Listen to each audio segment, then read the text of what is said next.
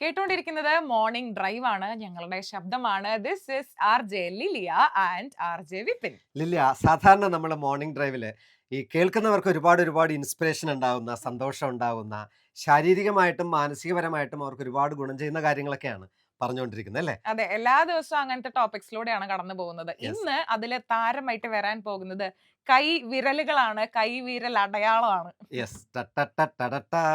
അത് കൈവിരലിന് കൊടുത്ത ബീജിയം ആണ് കേട്ടോ. അല്ല, ശരിക്കും ഈ CBI ഡയറിക്കുറിപ്പ് പോലുള്ള എല്ലാ കുറ്റാന്വേഷണ സിനിമകളിലും ഒരു പ്രധാന സംഗതിയാണ് ഈ ഫിംഗർ പ്രിന്റ്സ് എന്ന് പറയുന്നത്. അതെ, ഈ അല്ലേ? ഫിംഗർ പ്രിന്റ് ടെസ്റ്റ് ചെയ്യുക, DNA ടെസ്റ്റ് ചെയ്യുക എന്നൊക്കെ പറയുന്ന സാധനങ്ങളൊക്കെ നമുക്ക് ഫെമിലിയർ ആയി വന്നിട്ടുള്ളത് ചിലപ്പോ ഈ CBI സിനിമകളൊക്കെ കണ്ടിട്ടായിരിക്കും. അതിന്റെ എല്ലാ സീക്വലിലും ഇതിനെ പറ്റിയൊക്കെ പറഞ്ഞു പോകുന്നുണ്ടായിരിക്കും. അപ്പൊ നിസ്സാരക്കാരനല്ല നമ്മുടെ വിരലുകൾ എന്ന് പറയാൻ വേണ്ടിയിട്ടാണ് ഇത്രയും പറഞ്ഞത്. അതെ, അത് വളരെ യുണീക്ക് ആണ്. മിക്കവാറും ഈ ജോലിക്ക് പോകുന്ന ആളുകൾക്കൊക്കെ എല്ലാ ദിവസവും ഈ തമ്പ് ഇംപ്രഷൻ അവരുടെ ഒരു റൊട്ടീന്റെ ഭാഗമായിരിക്കും. ഇപ്പൊ അതെ. നമ്മള് പഞ്ച് ചെയ്തിട്ട് ഒരു തമ്പ് ഇംപ്രഷൻ കൊടുത്തിട്ടായിരിക്കും നമ്മൾ ജോലിക്ക് സൈൻ ഇൻ ചെയ്യുന്നുണ്ടാവുക. അപ്പൊ അങ്ങനെ ആ ഒരു രീതിയിൽ നമ്മുടെ തമ്പ് ഇംപ്രഷൻ ഭയങ്കര ഇമ്പോർട്ടന്റ് ആയിരിക്കും. അല്ലെങ്കിൽ ഇപ്പൊ നമ്മൾ റേഷൻ കടയിൽ പോയിട്ട് ഒരു മസ്റ്ററിങ് ചെയ്യാനായാലും നമ്മുടെ ആധാർ കാർഡിന് വേണ്ടിയിട്ടായാലും ഈ കൈ വിരൽ അടയാളം ഭയങ്കര ഇമ്പോർട്ടന്റ് ആണ്. അതെ. അതുപോലെ തന്നെ ഒപ്പിടാൻ അറിയില്ലെങ്കിൽ നിർബന്ധമായിട്ടും വിരലടയാളം പതിപ്പിച്ചിരിക്കും. അതെ.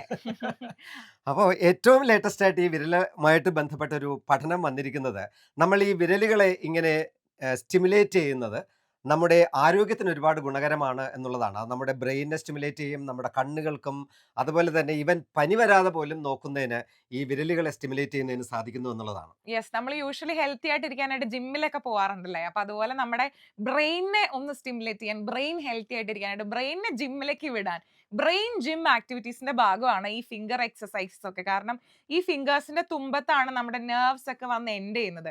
നമ്മൾ ഒരു കൈയിന്റെ തള്ളവിരലും ബാക്കിയുള്ള വിരലുകളും തമ്മിൽ ഇങ്ങനെ അമർത്തിക്കൊണ്ടിരിക്കുകയാണെന്നുണ്ടെങ്കിൽ നമ്മുടെ ബ്രെയിനിലെ ചില ചില സാധനങ്ങളൊക്കെ ഇങ്ങനെ സ്റ്റിമുലേറ്റഡ് ആവാനായിട്ടൊക്കെ അത് ഹെൽപ്ഫുൾ ആയിരിക്കും അല്ലേ. തീർച്ചയായിട്ടും അത് ഓർമ്മശക്തി നിലനിർത്തുവാൻ ഏറ്റവും ബെസ്റ്റ് ആണ് എന്നുള്ളതാണ് ഏറ്റവും ഒടുവിൽ വന്നിട്ടുള്ള പഠനങ്ങൾ.